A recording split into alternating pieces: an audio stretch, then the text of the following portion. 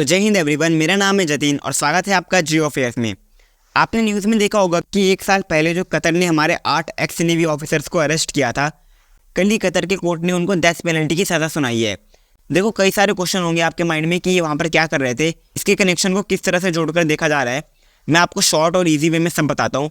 देखो, ये जो 8 एक्स नेवी ऑफिसर्स थे, इनको कतर के कोर्ट ने कल डेथ पेनल्टी की सज़ा सुनाई। ये वहाँ पर कतर की नेवी को ट्रेन करते थे। मतलब देखो, ऐसा होता है जब कोई ऑफिसर अपनी जॉब से रिटायर्ड हो जाता है तो बाद में उसको कई सारे जॉब ऑफर आते हैं। हालांकि ये तो ऑफिसर थे, तो कतर की एक कंपनी है अल दायरा, इस कंपनी ने इनको जॉब के ऑफर दिए होंगे, तो ये वहाँ की नेवी को ट्रेन करते थे। लेकिन कुछ टाइम बाद क्या होता है कि 2022 में इनको कतर की इंटेलिजेंस के द्वारा अरेस्ट कर लिया जाता है। लेकिन जब अरेस्ट किया जाता है तो इसके कई दिनों बाद ये बात पब्लिक की जाती है कि हमने आपके कुछ पूर्व नेवी ऑफिसर्स को अरेस्ट कर लिया है। लेकिन देखो, सोचने वाली बात ये भी है कि इन 8 ऑफिसर्स के साथ एक आदमी और था जो अल दायरा कंपनी से ही था, लेकिन कुछ दिनों बाद इसको छोड़ दिया जाता है और पूरे 1 साल बाद इनको डेथ पेनल्टी की सज़ा सुना दी जाती है। जबकि इन्होंने जमानत के लिए कई बार अपील करी है और हर बार इनकी अपील को खारिज कर दिया गया है। अब इसे ऐसे समझो कि जब इन्होंने इनको अरेस्ट किया था तब इन्होंने इसका कोई वैलिड रीज़न नहीं बताया था कि इनको क्यों अरेस्ट किया जा रहा है। और अब कतर की मीडिया का कहना है कि इजराइल के लिए कतर के अगेंस्ट इंटेलिजेंस कलेक्ट कर रहे थे।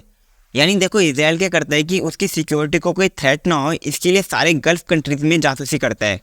और यही मीडिया कह रहा है कि कतर के सबमरीन प्रोग्राम की ये लोग जासूसी कर रहे थे। लेकिन कतर ने कोई ऑफिशियल स्टेटमेंट नहीं दी है इसको लेकर कि हमने किस बेसिस पर सज़ा सुनाई है। अब कतर के इस डिसीजन को लेकर विदेश मंत्रालय का कहना है कि हम शॉक में हैं कि कतर ने इस तरह का फैसला लिया है। लेकिन यहाँ पर भारत का एक बहुत ही बड़ा जियोपॉलिटिकल फेलियर है। क्या भारत ने इस इशू को सीरियस नहीं लिया?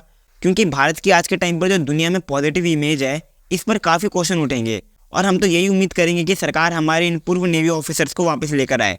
और अगर आप आम आदमी होकर सोचो कि कतर एक छोटा सा देश भारत के सिविलियंस को डेथ पेनल्टी की सज़ा सुना रहा है, और इस पर आम पब्लिक तो यही सोचेंगे कि कतर कौन होता है हमारे देश के सिविलियंस को डेथ पेनल्टी सुनाने वाला।